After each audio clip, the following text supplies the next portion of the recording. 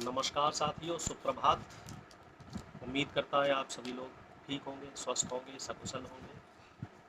अप्रैल का महीना चल रहा है, गर्मियाँ ज़ोर शोर पे हैं। गर्मी बहुत ज़्यादा है इस बार। ख़ास तौर से अगर हम दिल्ली की बात करें तो यहाँ टेम्परेचर कंपैरेटिवली पिछले कई सालों से बहुत ज़्यादा है। खैर, सीधा मुद्दे की बात करते हैं।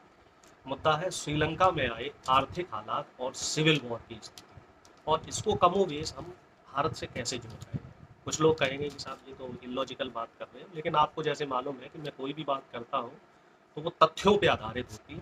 एक कंपैरेटिव चर्चा करते हैं तो उससे कुछ कंक्लूजन निकलेंगे, कुछ निष्कर्ष निकलेंगे। श्रीलंका में 1948 में आज़ाद हुआ। आज़ाद होने के बाद, जैसे भारत 1947 में आज़ाद हुआ, जब कोई देश आज़ाद होता है तो आर्थिक स्थिति ठीक नहीं होती है, तो धीरे धीरे वहाँ पे जो सरकारें बनी उन्होंने एक्सपोर्ट इंपोर्ट, जो भी वहाँ के व्यापार थे, बिजनेस थे, उन पे ध्यान दिया।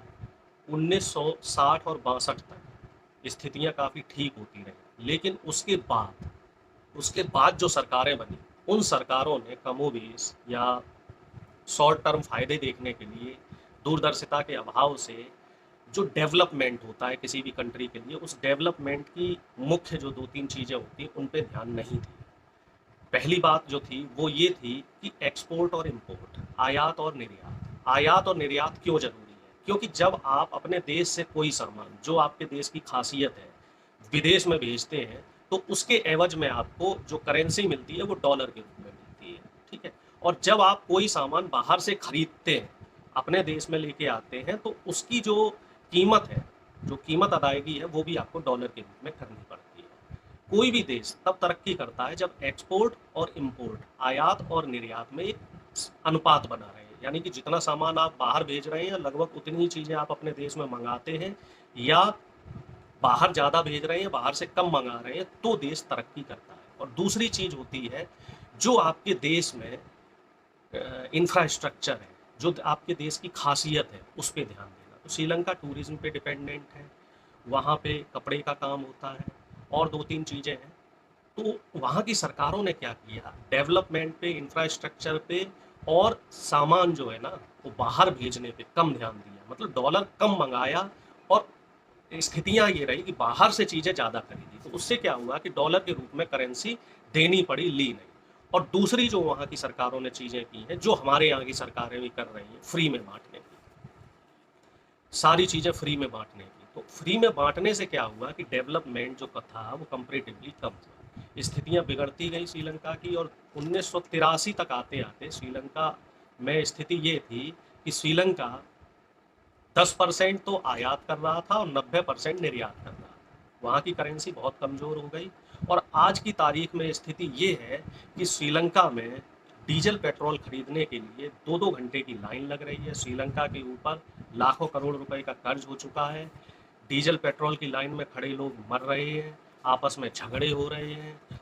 2 साल से जो उनका मुख्य बिजनेस था, कोविड त्रासदी की वजह से टूरिज्म, वो टूरिज्म बिजनेस बिल्कुल ठप हो चुका है।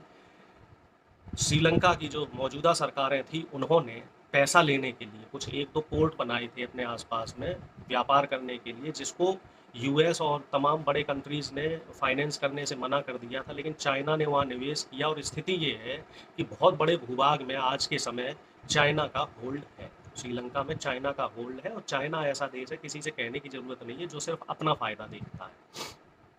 और दूसरी जो सबसे बड़ी बात है, आज की तारीख में श्रीलंका में 24 घंटे में से सिर्फ 4 घंटे बिजली दे जा पा रही है। यानी कि वहाँ टोटल सिस्टम फेल्योर हो चुका है। अब आप सवाल ये करेंगे कि इस स्थिति को हम अपने कंट्री से कैसे जोड़ रहे हैं। थोड़ा सा 2-3 बिंदुओं पे चर्चा करेंगे और बाकी निष्कर्ष आप ही लोग निकालेंगे।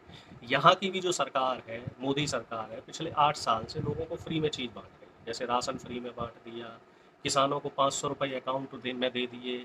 एंटरप्रेन्योरशिप एक योजना चल रही है, स्वरोजगार योजना, जिसमें एमएसएमई के जरिए बहुत सारे लोगों को प्रोजेक्ट्स दिए जाते हैं, बच्चों को स्किल किया जाता है, और उन बच्चों के अकाउंट में 10-10 हज़ार रुपये डाले जाते हैं। वो जो स्कीम है वो टोटल फेल्योर है। उसकी अगर हम रिसर्च करें तो धरातल तक वो स्कीम नहीं पहुंची है। लाखों करोड़ रुपया उसमें खाया जा चुका है। बीच के सरकार के जो मंत्री हैं वो और जो ब्यूरोक्रेट्स हैं वो और जो उस योजना को काम करते हैं, यानी कि जो व्यापारी लोग हैं, जो छोटे-छोटे बिज़नेसमैन हैं, लाखों करोड़ रुपए का वो घोटाला कर चुके हैं। चूँकि मोदी सरकार की ख़ासियत है, अपनी कमियों पे ये कभी भी सवाल नहीं उठाते हैं, लीपापोती करने का काम करते हैं।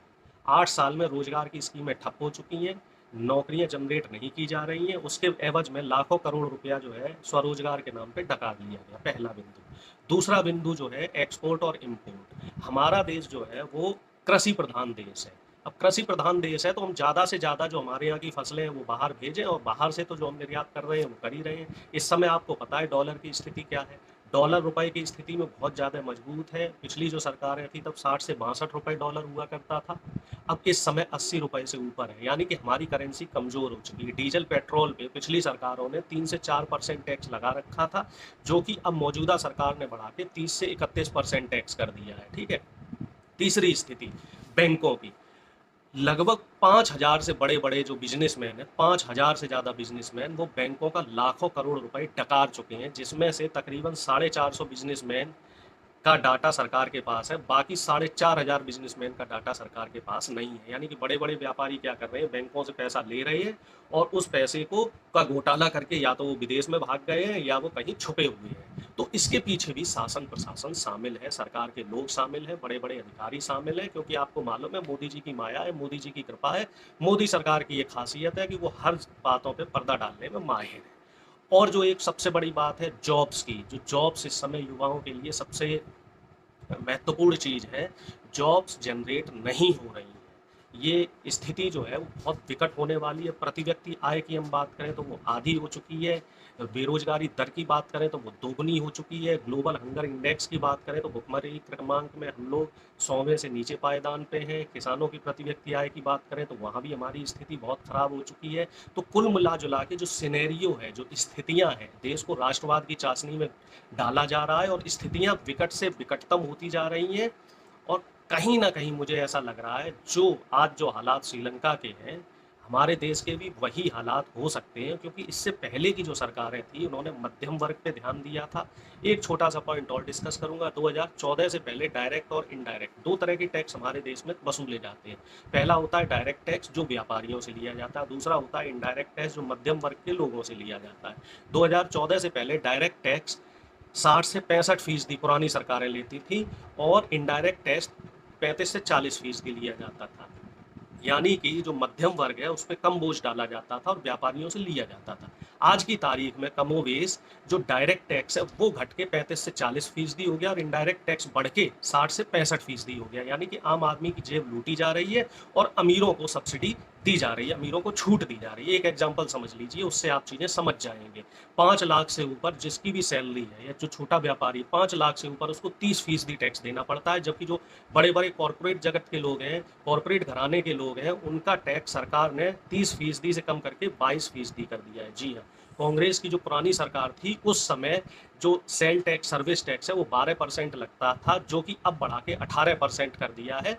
बाकी आप लोग समझदार हैं, मुझसे बेहतर चीज़ों को समझते हैं और मैं अपनी बातों को यहीं पे ख़त्म करना चाह रहा हूँ। आपके सामने एक सवाल छोड़ के जा रहा हूँ कि मौजूदा सरकार क्या कर रही है? क्या हम इस देश के ज़िम्मेदार नागरिक नहीं हैं? क्या हमें सरकार से सवाल नहीं करने चाहिए कि हम कहाँ जा रहे हैं? हमारी आर्थिक स्थिति जो है वो क्यों डाउन हो रही है? जीडीपी क्यों डाउन हो रही है? रोज़गार पे बात क्यों नहीं हो रही है? किसानों की आय बढ़ाने पे बात क्यों नहीं हो रही है? सिर्फ़ बड़े-बड़े व्यापारियों के लिए ही काम क्यों किया जा रहा है? इन तमाम सवालों के साथ मैं आपसे विदा चाहूँगा और ज़रूरत पड़ी तो इस मुद्दे पे फिर चर्चा करेंगे, क्योंकि ये बहुत ही गंभीर मुद्दा है। जिस स्थिति में आज श्रीलंका है, अगर हमारी सरकार ने और हमारे देश के लोगों ने अभी सजग ना हुए हमारे देश के लोग, तो कमोबेश या यही स्थितियाँ हो सकता है हमारे देश की भी हो जाए। बहुत-बहुत धन्यवाद। आपका दिन शुभ रहे। जय हिंद।